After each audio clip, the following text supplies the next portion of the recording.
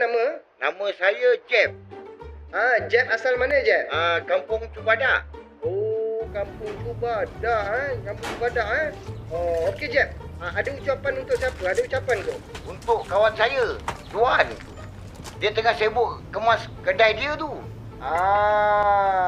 Jeb nak bagi ucapan dekat Duan yang tengah kemas kedai dia. Apa ucapan tu Jeb? Buat apa tu?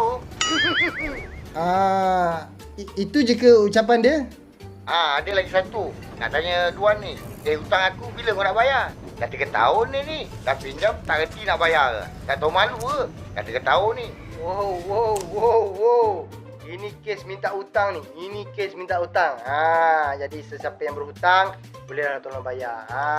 Itu je ke semuanya? Ada lagi satu. Saya nak request lagu lah kat Duan ni. Nak request lagu boleh sangat sebab memang kena dengan segmen kita. Request lagu. Lagu apa tu? Lagu Bruno Mars. Khas untuk Duan. Daripada Bruno Mars Hebat. Okey, lagu apa tajuk dia? Tajuk dia apa tajuk dia? Soloka di Hari Raya. Baik. Terima kasih Jeb. Okey, sekejap lagi kita akan pusingkan lagu daripada Bruno Mars. Tapi kita ada seorang lagi pemanggil. Hello.